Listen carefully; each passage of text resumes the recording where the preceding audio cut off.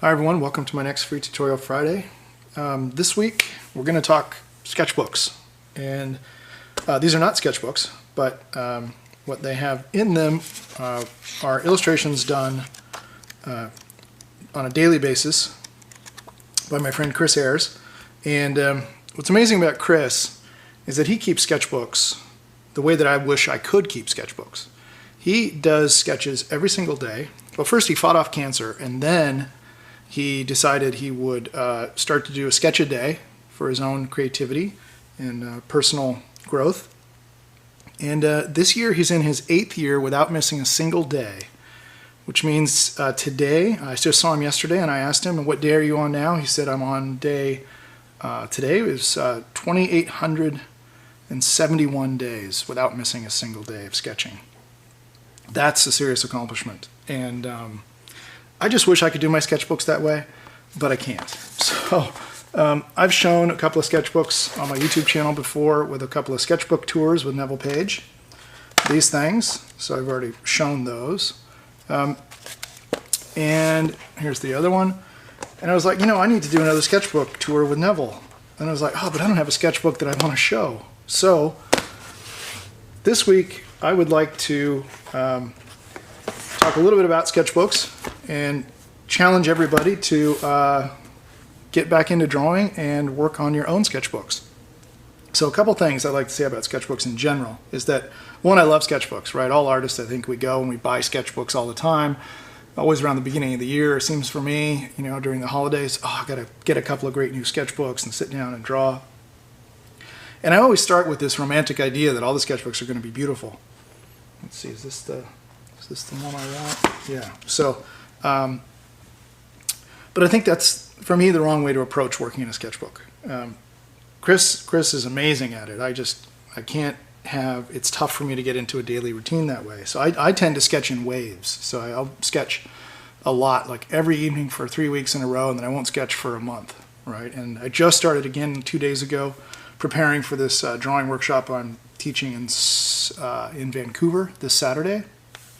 And I hadn't drawn anything except for signing books in the last 2.5 months. So obviously a little bit rusty, but it's coming back pretty quickly. So the way I like to do sketchbooks, I like to treat them sort of as my project books. And the thing I like to think about with sketchbooks is that they're a great place to fail. So you can do really ugly stuff and you don't have to show it to anybody. And I don't try to treat the pages as being precious at all. And this was my workbook for the How to Draw book that just came out. This was my workbook for that. And so you can see there's lots of notes on how to figure out perspective constructions and writing and all that sort of thing, trying to figure out the sequences.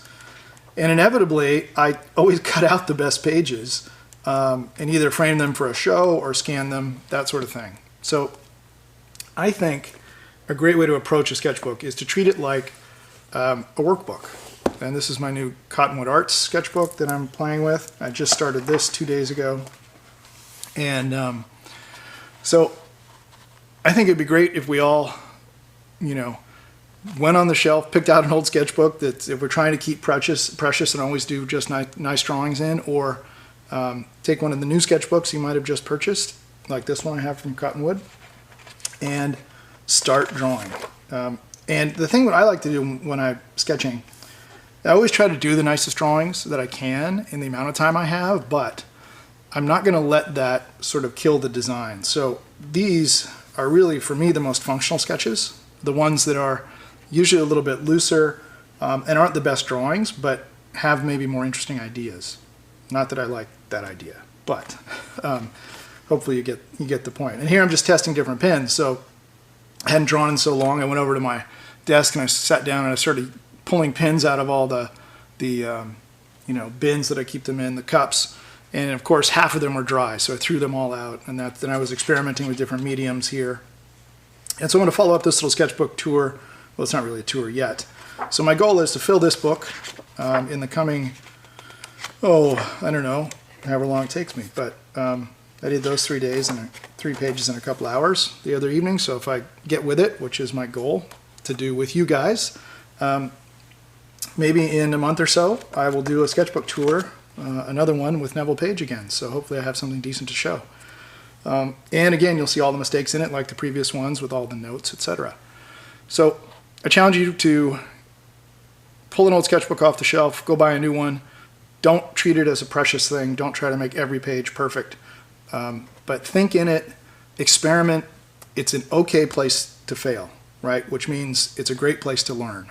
And you won't learn anything if you always try to just do the one thing you draw over and over and don't let yourself experiment. So experiment, have fun, get back to drawing. I'm going to show a couple of drawings I started in another little sketchbook just recently.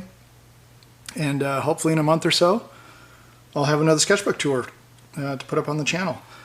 In the meantime, I'm going to post my progress that I do in this sketchbook and other ones on my Instagram page. So I'll put a link up in the description area, and if you want to follow along as I'm filling out my sketchbook and trying to have better discipline this year at drawing, because I seem to always be a better designer when I'm drawing. And it sounds strange to say, might even be a better person. So drawing is fundamental, and I think it's important to keep your design skills and especially your design eye going, particularly when it comes to proportion and balance and those sorts of things that are all important in artwork.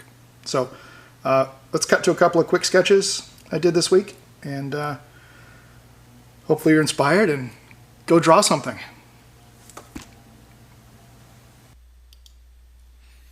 Okay, so here's a couple sketches I did in my new Cottonwood Arts sketchbook, and that paper that they have, it works great with a high-tech pen. So it's one of my favorite pens. It's just a high-tech Pilot high-tech. I think probably a 0.4 probably. And for warm-up, I love to just draw side views just to get my brain going again and to making shapes. And also they're simple and they're fast, and it's a great way to start. They don't have to always be side views. It could be any view you want. I just like to start with a view that tells a lot about an object and something that I can draw fast. And so this is one of the places I usually start. It could be front view, top view, doesn't matter. If it's an airplane, I'll probably start with top view. Okay, so I'm just going to draw a couple of mechs here, and draw some just straight up ink right on the paper, and then a couple others we'll do with a bit of marker, and then I'll switch it up to a different pen to wrap it up for this week. So like I was saying, that with the sketchbook, it's a great place to experiment, and not only of course try to do beautiful drawings. Like we all enjoy beautiful drawings, it's kind of a given, but what I like to think about with my sketchbooks is not to treat them as precious objects. I treat them sort of just as working journals in a way, and it's okay to write in them and have phone numbers in them and all sorts of things. Then if I can always scan and pull out the nicer drawings and put them into a book, I can always cut them out, for instance, which I mentioned before that I do quite a bit. If I want to frame them up, put them into a show, for instance, which I've done. So this is kind of how I like to get started, and it's really, I guess I have to say that this exercise is more akin to graphic design than model building, because we're not really building this thing in 3 dimensions, but I'm still thinking in 3 dimensions, like those ellipses that are wrapping around the front, right? I varied the degree of the ellipse nearest to the silhouette to try and tell you that that surface is rolling away from our line of sight. So even in side view, there's actually a lot of thought that goes into the other dimensions. So that one's almost done. And by the way, all these little sketches here at the end, I always like to throw in a figure for scale. That really helps people to relate to the object. These sketches, I think there's a total of 4 sketches. Maybe they run for about 13 minutes, I think. They're all sped up 300%. So I wish I could draw this fast, but I definitely do not, especially when I'm rusty. But this is a great way, I think, to shake off the rust, is to start thinking about objects and proportions and balance and stance, and really take perspective out of the equation. You'll see I throw a little bit of perspective on these loosely, a little 1-point perspective, just to indicate a little bit of depth and to tell the viewer how many legs that the walker might have. In this case, they're all quadrupeds, so they're all going to have 4. So we'll do 2 sketches here. This is a little Copic marker underlay, or undersketch, let's say. This is a really fast way to block out the overall proportions. And if you don't like it, you just draw right over it and you just ignore it, and then you can come back and clean up the background with gouache, or after you scan it you can go back and color dodge out back to white around it. So this is just a number 2 marker, so 20% gray, and I'm trying to figure out the leg configuration. And so you can see I played with 2 different proportions side by side, one that's kind of taller with some more round shapes, and then the second one's going to be blocky, sort of rectilinear shapes in a slightly different proportion, about half the height. And what I like to do is, after I block out the marker and I get the overall proportion and stance and the silhouette working, then I come back and it's just a detail pass. And the detail pass, in this case with my high-tech pen, I'm trying to work out the mechanisms, and especially in these sketches today, it's really just a loose indication of the mechanism and the pivot points. I'm trying to include where I need pivot points so I can get the mobility for these things to walk, but I'm not going in there and figuring out exactly, oh, this thing's at this angle and it's going to have to go through this range of motion and it needs to clear this knee. Those would be the sort of things that I would do after I do these sketches. These are tiny, as you can see my fingers there. They're quite small, and it's a way that I like to draw because it's very fast, and in a way it's kind of I don't know, I find it a little more personal, and it helps me to not over detail when the sketches are tiny. And of course it's also easier to draw straight lines when they're short than they are when they're long. But if I was to draw this on a full 8.5 by 11 piece of paper, for instance, I would really go in there and start detailing out much more than is appropriate at this level, because I don't know if this is going to be a successful design direction or not. And you see I'm spinning the pad there to get a better mechanical advantage with my arm to draw a nicer curve. But usually, and in this case, I just try to keep it static for the camera so it's easier to follow. So I tend to try not to move the pad around as much as I probably do when I'm really sketching for myself. And as I establish a form language, I just try to sort of repeat that throughout the rest of the design.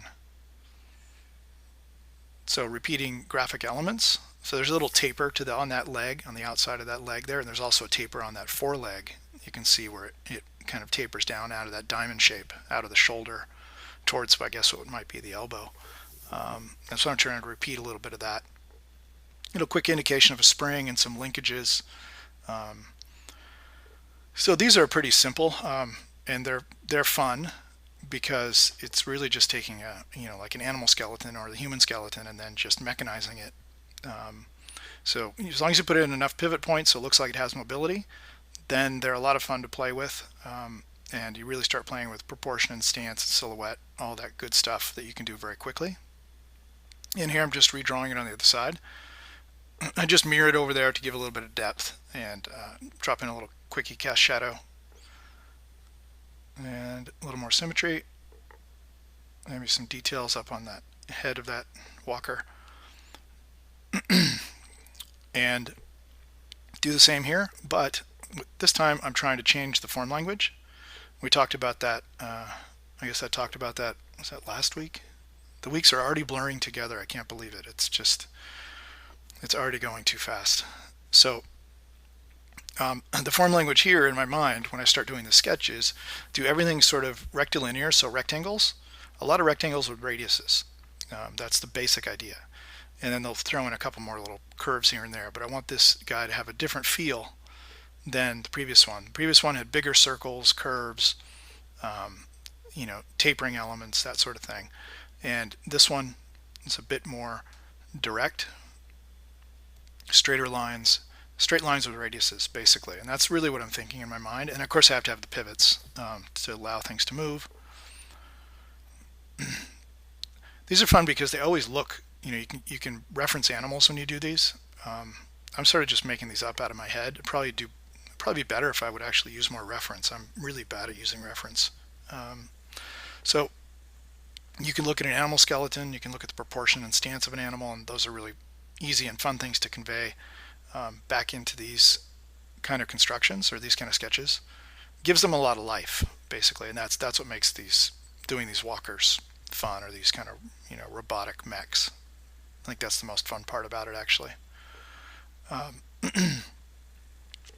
So when I'm doing this kind of detailing, I'm just looking into the marker block out that's there, and you might be able to see it a little bit on this video, but there's a lot of shape information inside those marker strokes because of the way that they overlap. And if you lay down the marker strokes that are also kind of with straight lines, you'll start to see a lot of shapes. And then I try to build on those as I see them. But I'm not a slave to it. I'm not a slave to the what the markers already said the design needs to be. Feel fine, just go in and change it and let the markers stay there. And you'll see, like around the elbow or the far side leg on this design, there's a lot of marker stroke there that I've just totally ignored when I started doing my detail pass. And I know that if I wanted to make that look nicer, it'd be very easy, just put a little gouache background to hide that marker, or more likely, after I scan it, throw it into Photoshop, and I'll just go back and I'll color dodge to white the silhouette. And again, I've drawn a lot in the past, so I have a fairly decent form library now that I can pull from, just out of my head, and I've studied heavy equipment and mechanical devices, and so I know they have pivots, they have hoses, they have all these sorts of things, and so and I've drawn a lot of animals, so that helps. And that's, if you haven't done this sort of thing and you don't have a strong visual library of forms, then you're going to have to work more from reference to help build that visual library. And once you have that, then you can start to come back in and do these kinds of sketches just from your imagination. So there, played with scale, added a couple figures, and they're slightly different size from each other. I looked at this one and I said, it's too light. The mechanism up around that shoulder and chest area, there wasn't enough behind that shoulder to me to help hold it in place. So it felt very weak.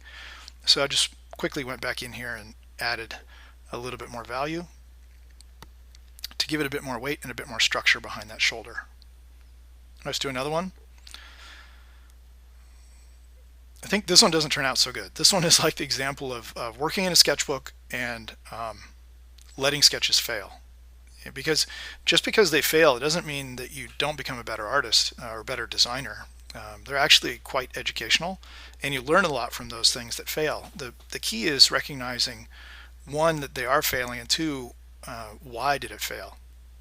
So if you can start to realize that, and that goes back to having a friend to give you a critique or looking at your drawings with a more critical eye, then you can say, oh, this is the part that was working, this wasn't working, and then you do the next sketch, say, well, I'll take this little bit that I liked and I'll refine it and see if I can build on that as my overall concept, and let's try to delete and modify the things that I didn't like.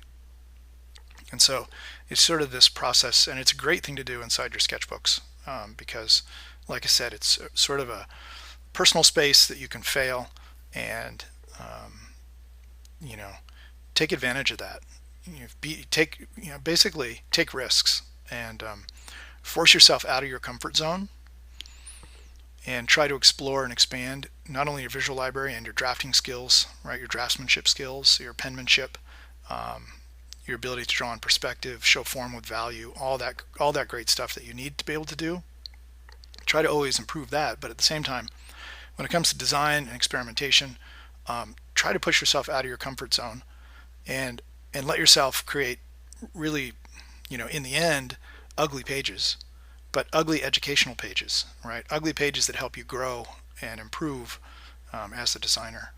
So I didn't like the configuration and the stance of this one. I didn't get the proportion and silhouette and balance the way I liked it to start. And that's where maybe using the marker was a better way to go. So I decided, well, let me switch it up. So I grabbed a Sharpie this time, and which is very immediate. There's no light blocking in that you can do. And you can see sometimes I start with the top and work down. Sometimes I start with the foot and work up, right, with a ground line. So I'm just experimenting and trying to figure out and remind my arm, how do I like to draw these things? How do I get better results? And I'm trying to pre-visualize, where's this leg going to go, towards the front. I think this is the front. It could go either way, of course. And then which direction should this part of the leg go?